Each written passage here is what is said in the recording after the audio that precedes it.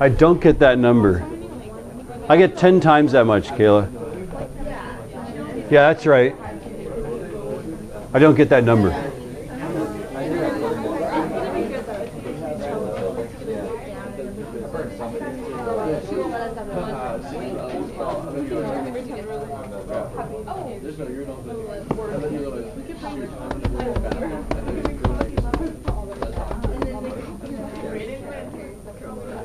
Coffee mugs, okay.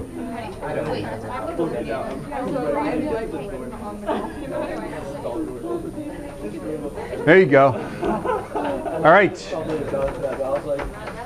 Oh, we're skipping that one. All right.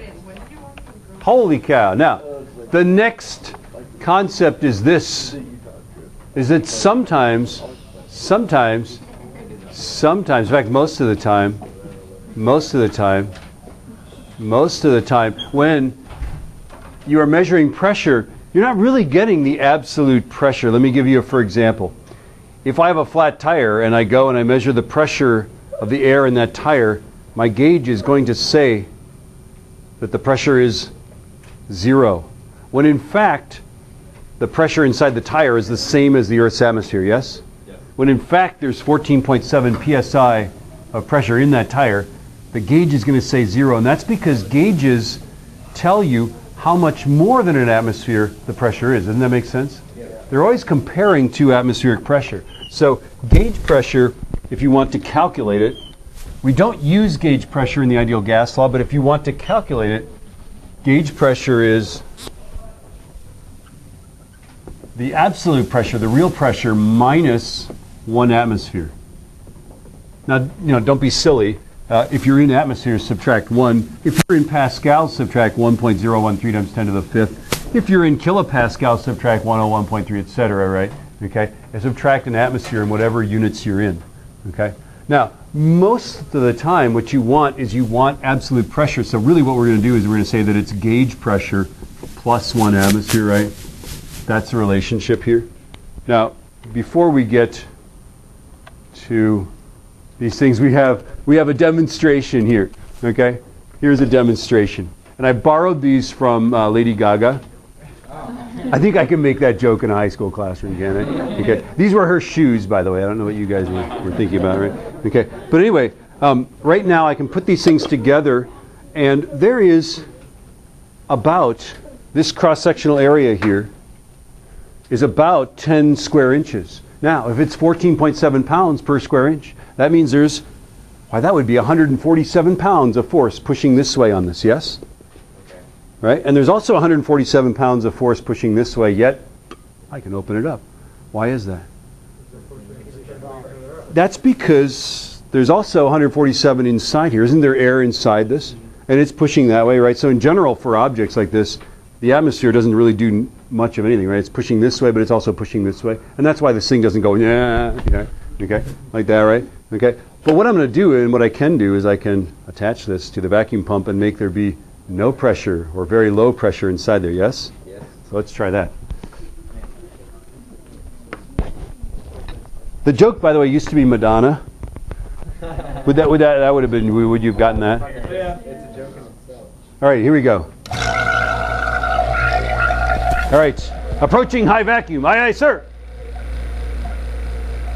Boring. All right, isolating, turning off, disconnecting. Are you strong enough for that? Hold on tight. I know, but it's like...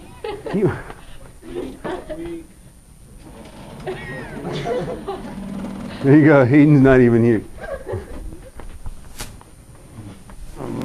Here we go. Yeah, actually, this is not all that much force because we're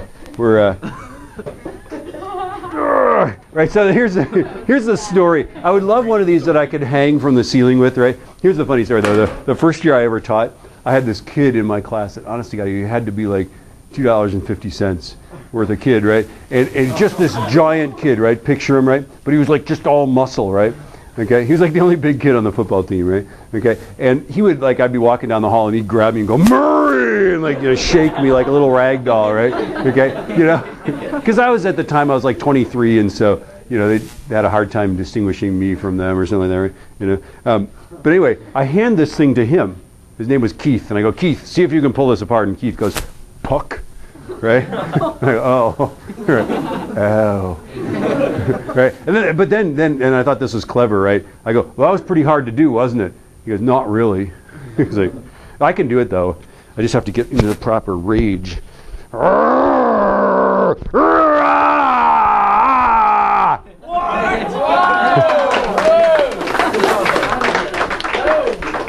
Yeah, Yeah, he did, right?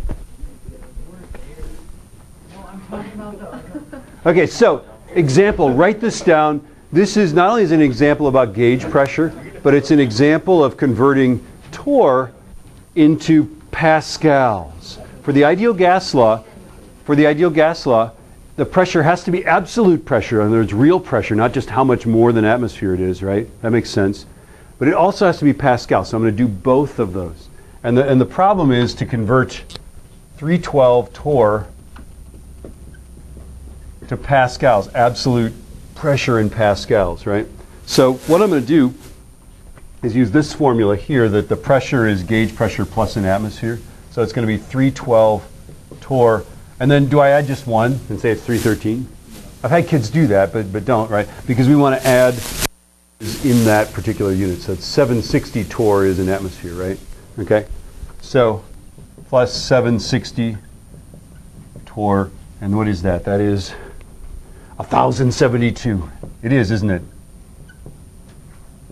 I don't know if you noticed, but we just tore through that part of the problem. I don't know if I can stand the pressure.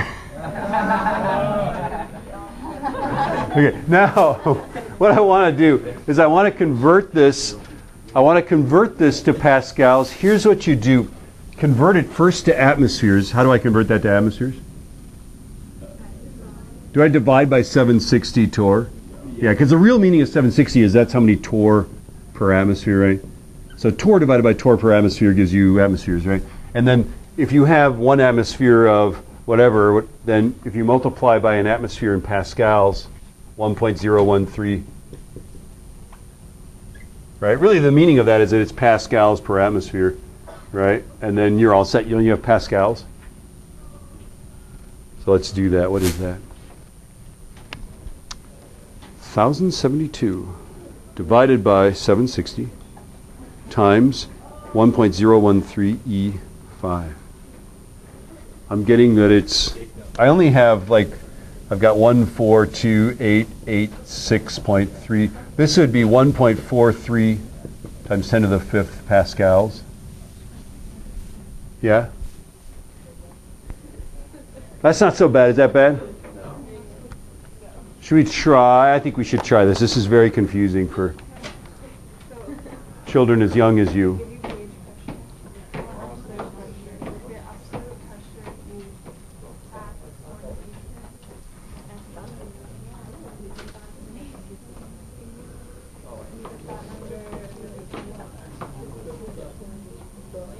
Are you ready for the first one? So what's the absolute pressure if you read 35? This is what I inflate my tires to. 35 psi gauge pressure. Yes? It's hard sometimes to gauge the difficulty of these. Okay. But this is what I inflate my car tires to, 35 psi. And give me the answer in psi and also give it to me in pascals. Absolute pressure in psi and pascals. Now some of you neither listen to me nor are actually reading the whiteboard and are only going to give me pascals, and that's just fine because I don't think you can get the right answer in pascals without finding the absolute pressure in psi. But maybe you can.